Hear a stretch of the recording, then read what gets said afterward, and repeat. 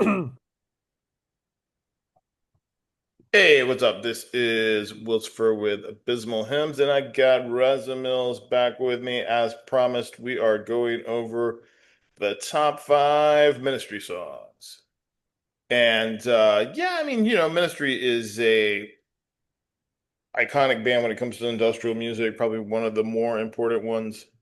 I really only put kind of Skinny Puppy on their level when it comes to that genre of music and who kind of brought it to where it is now. Obviously, both of those guys are influenced by Killing Joke, who we just talked about. So this seems like a logical progression. And, Ministry, they started in 81. So it's a huge span of different phases that they went through.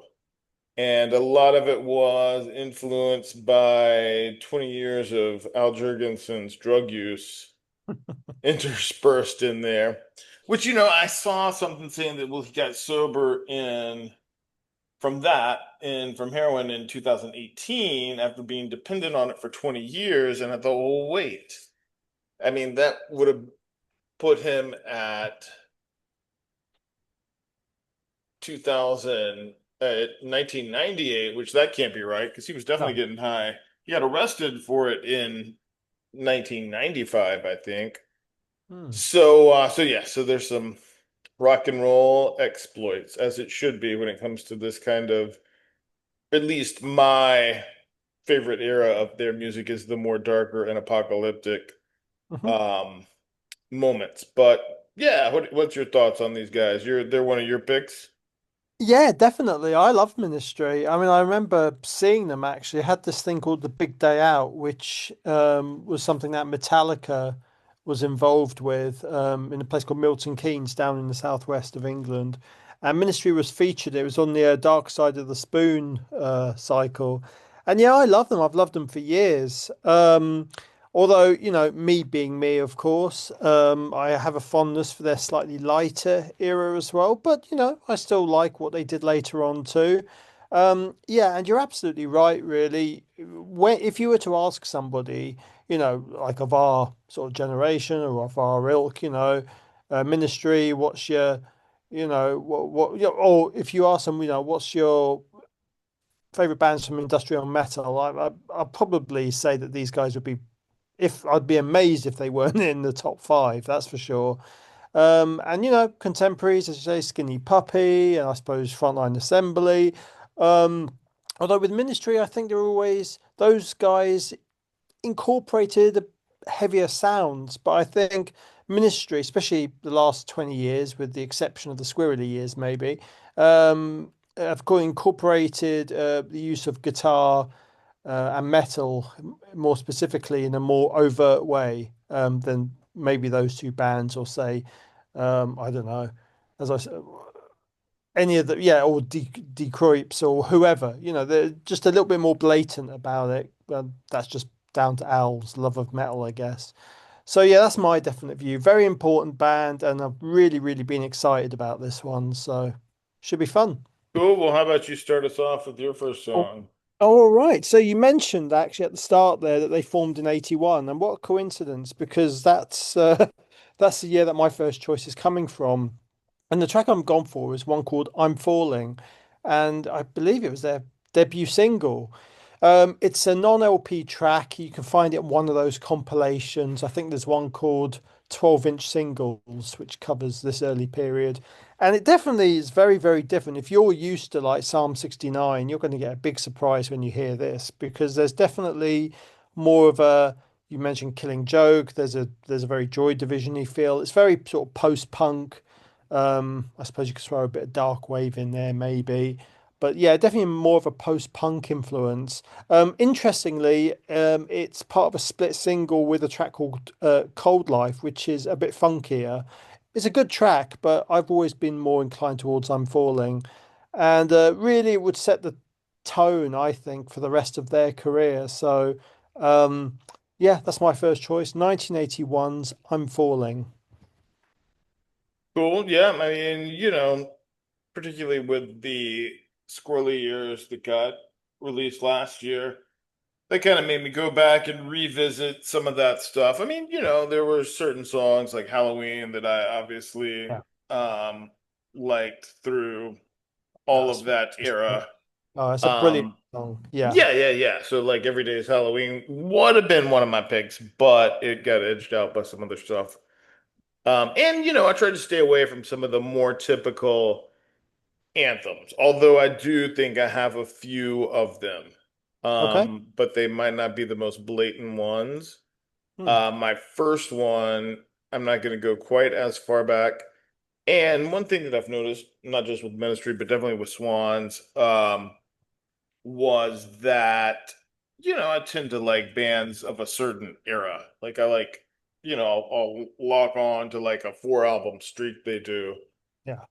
and really wear that out. I mean, and I do that with like everybody. I mean, Iron Maiden, I would say I go from, um, Number of the Beast and the 4 albums that fall after that. So, we all have our things. I am gonna go with a 1988 album called "The Land of Rape and Honey," and I guess the most anthemic song on my list is gonna be "Stigmata," Yeah. which was actually the first song that I heard by these guys. So it Hmm. has a kind of enduring quality to it. And it's just really well written. Like it's intense and Yeah. heavy and it has all the elements of what you want from industrial, but there's still a hook to it. And I think that that's what kind of sets Ministry apart from like a lot of industrial metal bands is that their songs are hookier and more well written. Absolutely. Yeah, that's a cracking choice. And I love that album. Again, it kind of saw the very beginnings of where they would evolve to with that heavier sound, yet sort of kind of reminds me of what, when we did our Swans special, what Swans were doing with their industrial phase. And it wasn't sort of like thrash metal or something. It was just heavier in tempo, sort of in vibe, and really quite pummeling. I think that's a phrase that comes to mind when I think of Stigmata and that record in particular. So yeah, definitely agree with that one. A cracking choice. I would say too, what kind of sets, like, if you think about Ministry's era of like starting industrial versus Swans, Hmm. is Ministry had more groove, Yeah, sure. where Swans are just more blunt force trauma and very like repetitive chanting Oh yeah. almost. Where there's a little bit of that with Ministry, but there was like that from the kind of weird Chicago disco scene that like bands like My Life with the Thrill Kill Cult, which interacted with Al Jurgensen in those early Yeah. years, I think that one of the influence. dudes, yeah, sorry, I was going to say, I think one of the dudes from the Thrill Kill Cult played with Al Jurgensen in a band called Special Effect. So there was Right. definitely a Yeah. connection there. It was Yeah. Groovy Man. Yes, correct. Yeah. Yeah. Cool. Nice one, man. There we go. Sweet. Okay, so I've decided to go for an album that in their catalog. I mean, I didn't choose anything from With Sympathy. I mean, I like it, but it's maybe not quite the best representation of them, and there are some weak moments on it, even though I like it. But I decided to go for a record that I do genuinely think is overlooked in their catalog, and that's 1986's album Twitch. And the song I've decided to go for is called Just Like You, which opens a record. And I just remember there's just this one of the lyrics that make me laugh. Something like the 1980s is run by someone who's crazy, or one of those lines is just so, oh yeah, Al, that's actually quite political. If you were listening coming out of, that whole synth pop thing that they're doing early on, and then you heard this, it's just like, oh, okay. He's not quite, he's not the dude from the Human League anymore. He's definitely evolved into something different, more aggressive. And I would say if you're into bands like Cabaret Voltaire and Front 242, then Twitch will be right up your street. They call this stuff EBM. I suppose Frontline Assembly. slightly later on as well. So yeah, I really like it. It has Adrian Sherwood who produces it, who does a lot of sort of usually reggae dub type things. I think one of the guys, yes, one of the videos was produced by Peter Christopherson, who was, of course, in Throbbing Gristle. So there's kind of a industrial connection there of sorts as well. And yeah, it's just a really uh, fun opener. I think there's a groove-like element which you pointed out when you were talking about Stigmata. So yeah, definitely check out Twitch as a record. I really have a soft spot for it. And I have been watching certain corners of the internet lately, and there's been a lot of debate on is goth music political? And Mm.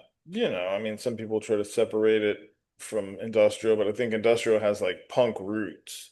So Hmm. that's kind of what you were seeing it with Twitch is some of those were starting to like come out. And when I've interviewed Al Jurgensen before, he talked about how punk music was like influential on him. Mm. Mm. So yeah, I think that that definitely plays a part, and you can kind of see it coming to the surface there for sure. Well, yeah, I mean, he teamed up obviously with Ian MacKaye in Palehead, and then later with Jello Biafra with Lard. So yeah, he's always obviously hardcore and punk and what have you has had an effect on him and the sort of music that he made. So yeah, you're right for sure. That is correct. And you can kind of see it when they go into some of the faster, almost like blast beat stuff in some of the Yeah, songs too. sure, absolutely. For sure. All right, well, I'm just going to go up the next year to 1989 with The Mind is a Terrible Thing to Taste. And I go with the song Breathe, which I think lands him very solidly in what I think is the definable Ministry sound. Mm, It's like a very anthemic chorus type chant, and it's hard but not metal. It's just very sonically dense. Um, and kind of hooky, even though it has like a very like droning quality to it. yeah. Yeah, that's a great album. It's kind of it's kind of weird because obviously Psalm 69 was the big album, very out there thrashy sort of a thing that they would do much later on, even more. But I always preferred The Mind is a Terrible Thing to Taste because there was a bit more subtlety to it, even though it was heavy in some places. It felt, I don't know, maybe the production feels a little bit more muted. I don't know. I don't know what your thoughts are on it. I mean, it feels like a continuation of the previous album to Yeah, me. yeah. It's wetter effects wise, I think, and the vocals sit in a slightly different place. I Hmm. think, the shift when it came to Psalm 69 is that the guitars came very forward Sure. and it began to be produced more like a rock album. Exactly. Yeah. Yeah. I couldn't, I have no idea when it comes to anything musical related with instruments and production, but you're right. Maybe the guitars weren't quite as forward in the mix as what they would do later on, but I think that's part of its charm, really. For that reason, it's just like it almost feels like he was being a bit more cautious with it. Like I want to incorporate guitars, but maybe people aren't quite ready for the all-out assault. I'm speculating, of course, but that's just my opinion on that. Right. Yeah. I mean, I can see that. You got to think about where music was at the time. Hmm.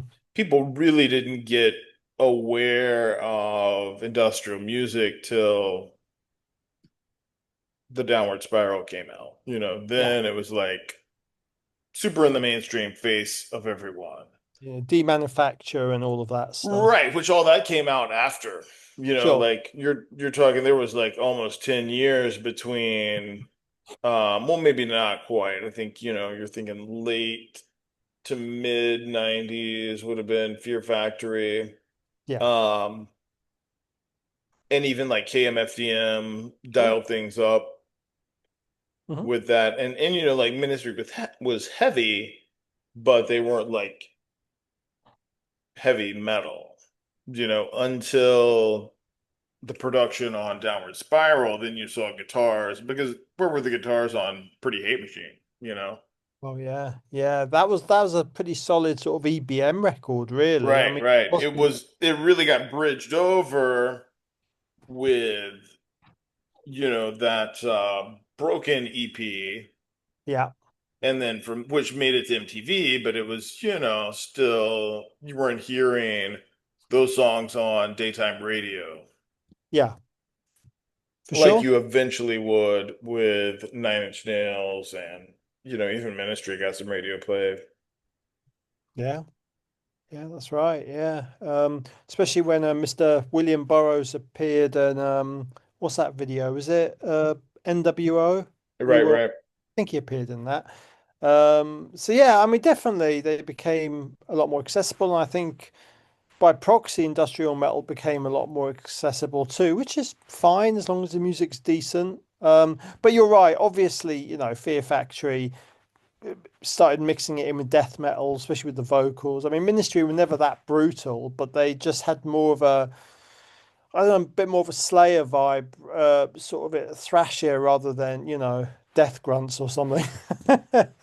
Right, right. But even then, like I think, because if you think about when Psalm 69 came out Yeah, versus like so the Downward Spiral didn't come out till 94. They started yeah, recording it in 92. right.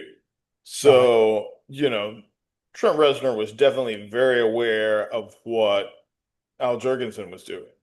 Oh yeah, Uh, absolutely. I think it's an influence yeah. actually. I mean, music isn't created in a vacuum. So, Yeah. these guys, particularly when they started dealing with bigger record labels, had more people in Mm. their ear. Hmm.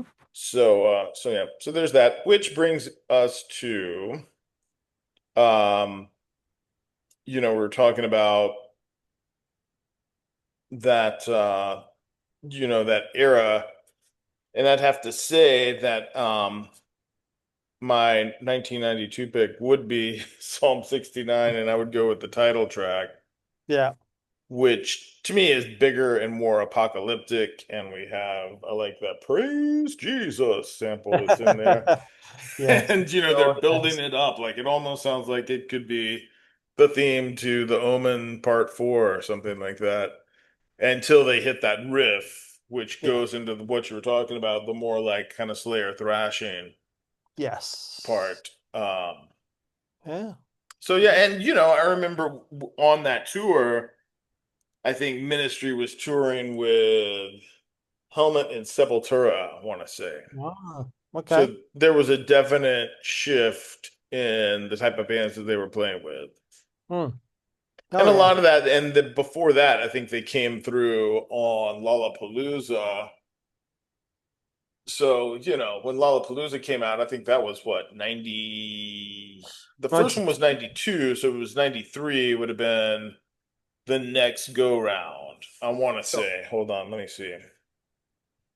We can fact check that.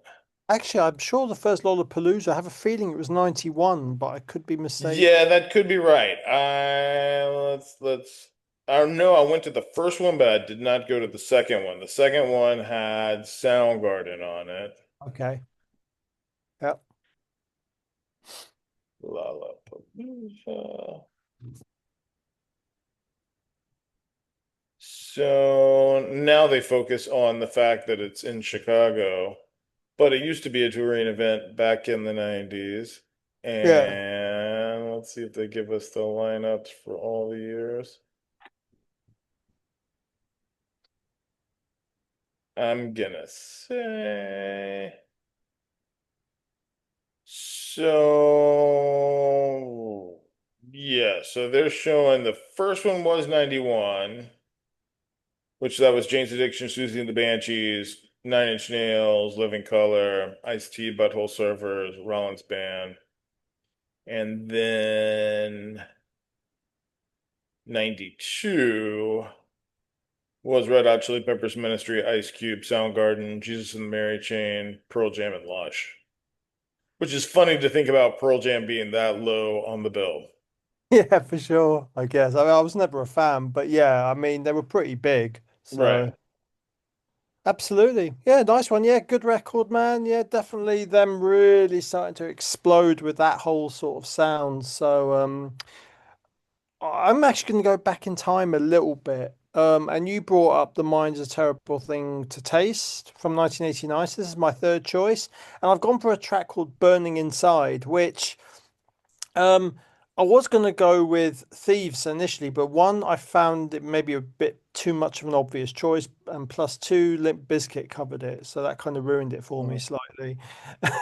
So Burning Inside is definitely kind of, yeah, it's just that refrain. Again, it's actually far more aggressive in some ways than Thieves. It's kind of a bit less drony.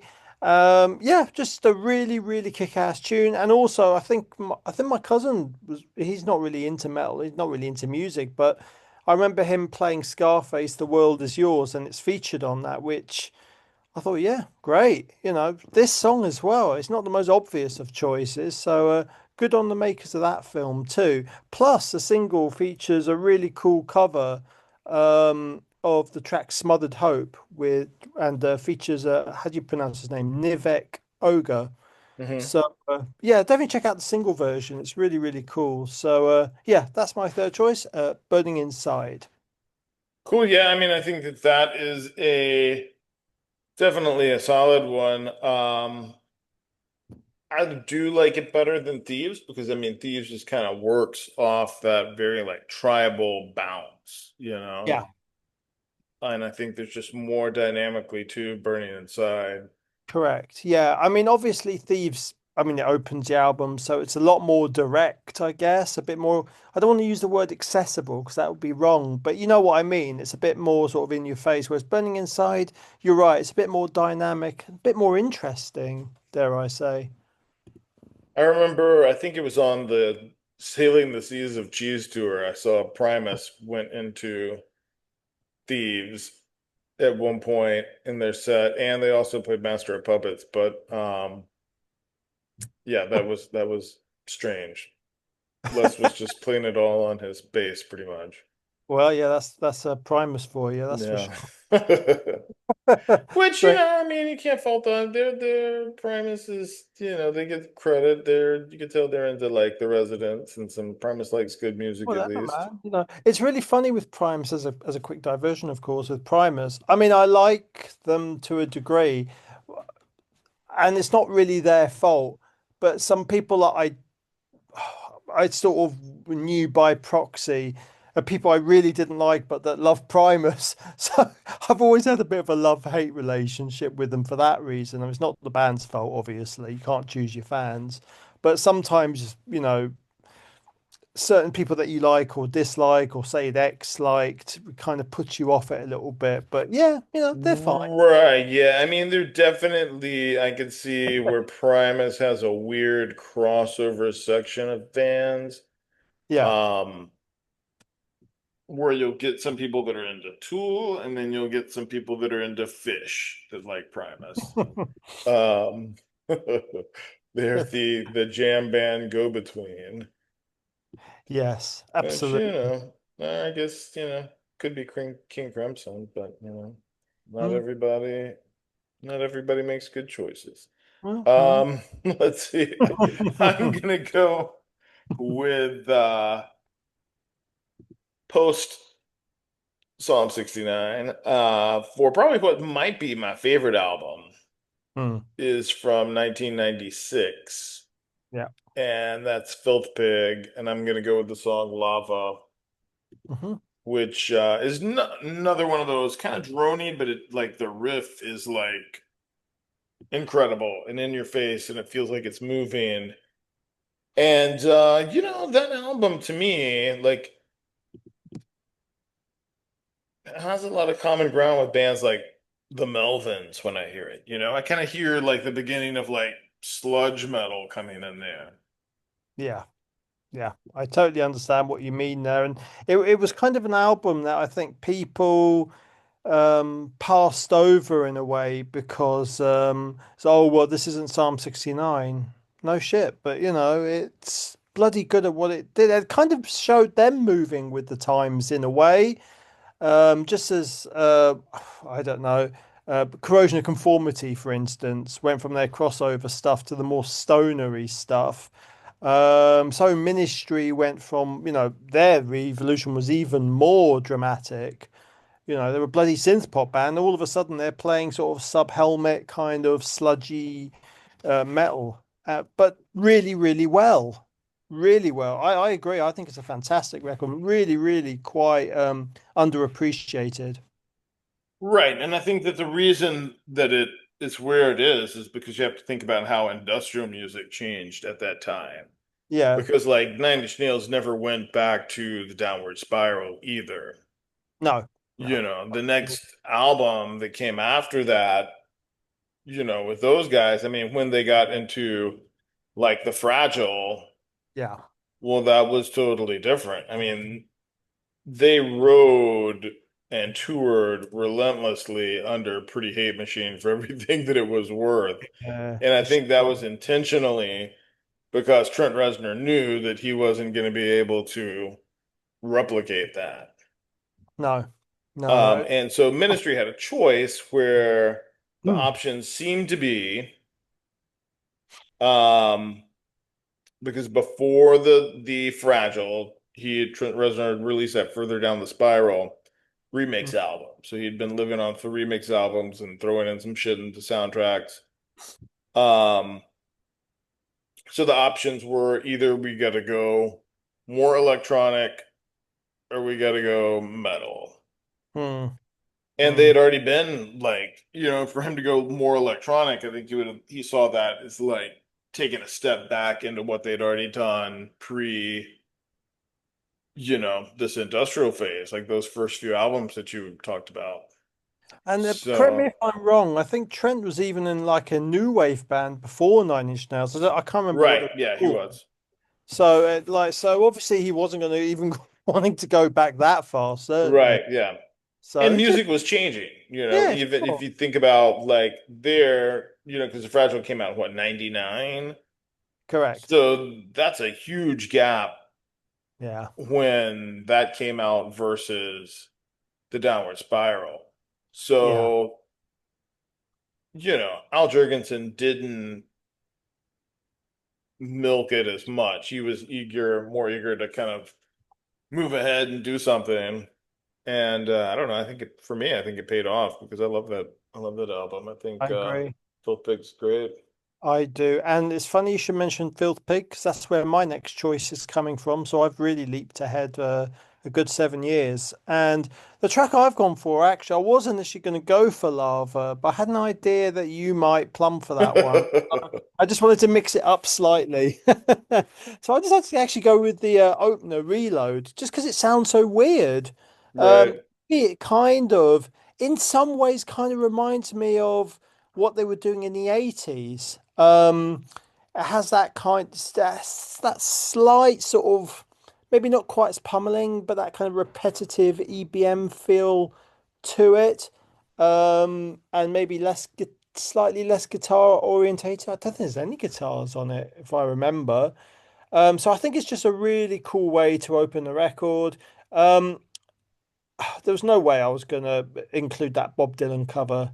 No way. I mean, it's okay, but I can't stand Bob Dylan, but I just wasn't going to include that. So I thought, well, I'll have the opening track.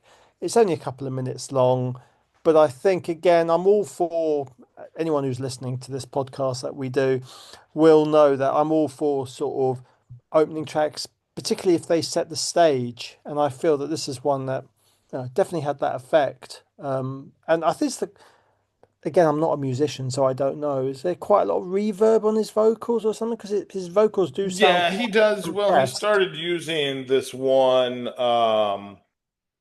program. I want to say it's called Fairlife. Hmm, Um, sure. that that took a turn kind of post. I think he started using it actually on this album, maybe. Hmm, Um, but yeah, so his vocal production definitely changed. I guess if I was gonna, if I hadn't picked Lava, I would have probably picked either Dead Guy or the title track. Hmm. but I always seem to be drawn to title tracks, so I don't know, that one gets stuck in my head the most, I guess. If I'm waking up at 2 in the morning to go to the bathroom, I get the dun, dun, dun, dun, dun, Yeah, dun. it's a very, very cool riff. There's no Yeah. doubt in that. Yeah, I can understand why you chose that one. But That's for yeah, sure. it makes sense. I mean, the whole album's good. I mean, even I'm not totally against the Bob Dylan song, and I'm of the mind that everybody else does Bob Dylan songs better than Bob Dylan. So, I know. I mean, yeah, again, I want to point out that I'm not sort of obviously criticizing what Al does to the song. It's just I can't stand his music, but Bob Dylan. I find him quite boring and croaky and annoying. But um, it's still okay. But I think there's slightly better tunes on there. all right, cool. Well, my last one's gonna be Mm. Nursing Home from Dark Side of the Spoon, 1999. I love the part where throws the banjo in, and it's an incredibly dark album. Oh yeah. Um, it's one of those that if you have not listened to you need to dig back into it because yeah, there's a lot of good songs on it. It's super dark. So Hmm. there we go. Yeah, and I think great minds think alike because I've also my last choice is from this record as well. Again, I mentioned at the beginning, I saw them on this tour, and I'm a huge Paul Barker fan. I think that for me, once he left, I think I don't know that 20-year span up until and not including the squirrely years, I feel like the albums for me were really boring and just not that interesting. And I think Barker definitely tempers things a little bit. He brings in the weirdness slightly a bit more. It just seems like, and also maybe I don't know. To me, anyway, comes across as a slightly easier guy to maybe gauge with. Maybe that's just my assumption. And also, he came from post-punk with a great Right. band called Blackouts, so he also brought that other element into the band. It's not to discredit Al, but I think he needed someone like Barker to sort of temper some of his ideas. So yeah, this is definitely the last record of theirs where I was sort of fully on board with it. And my choice is again another opener, and it's a song called Supermanic Soul. And I love it because it's got that sort of it's like a really heavy distorted riff, and then it would just be like pummeling drums with no other sounds, and then the guitar will come back in. It's just so well done. And that vocal style, I don't know if you remember a band called Stuck Mojo. Hmm. They had a song called Pig Walk, and the weird vocal on that particular track is what Al seems to do on that. It's almost so distorted as well. It kind of reminded me of that. In fact, the whole song reminds me of Pig Walk for some bizarre reason. Um, I'm not trying to say it's rap metal or anything, but it just has that use of space and rhythm that I've not heard before or since. So yeah, I'm a big fan of this particular track and this album, in fact. Cool. Yeah, I can see that for sure. And I think, the whole album's great. So I'm Oh not yeah. going to argue with any of those songs on No, there. it's There's really not even a Bob Dylan cover to complain about, so well, it's yeah, pretty that's it. safe. Yeah. Absolutely. And what I love about it as well is that I was just reading just now actually that there's a saxophone part in the song 1010 Hmm. taken from the last 22 seconds of Group Dancers from Charles Mingus's Black Saint and the Sinner Lady. And I'm a jazz guy, so and that's an incredible record. So, hats off to Al for incorporating a little bit of jazz as well. Is it Paul? Who knows? But Yeah, hats no, it's probably Al because Al and Jazz have one thing in common. what's that? Oh yes, of course. Yeah, yeah. No, yeah, I just picked up on that. Yeah. So yeah, Yeah, all I have to say is like Charlie Parker and people like it that. could have been he could have been playing sketches of Spain, and that would have worked with it too. That's superhero album. Oh yes, absolutely. No, it's a great record, dude, and I'm glad that you're on board with that as well. Because I do feel it's one of those records that is very, very underrated. And I suppose it kind of follows. Filth Pig in some ways. It has that sludginess to it, but maybe it incorporates a little bit more thrash at the same time. But I do feel like it feels like a natural successor to it anyway. Yeah, I mean, they're definitely headed in a different direction than Filth Pig. And I think to me, it feels like the swan song before they go off into the thrashing years, Yeah. because everything after this Mhm. I'm not is familiar in with that that vein. record that was the last Paul Barker record. Yeah, I've not I had. was about to say you might like it because Hmm. I was reading about it and Paul Barker was talking about how that, he had to write half the album because Al Jurgensen was too fucked up and was just showing up not even into the sessions, you know? Right. I don't think they were getting on either, probably. No, no. I mean, it's Bless. hard to be when you get that deep into addiction, then you don't want to, that Yeah, becomes your primary relationship. So even in bands, it's hard to navigate those spaces with people. of course, yeah. And you're right, and that feels like the perfect, well, the place for what I would say to people is go up to and maybe include this particular record, which I can't pronounce. Approach the next 20 years after that with caution. There's some okay things in there, but on the whole, for me, it's just not that interesting.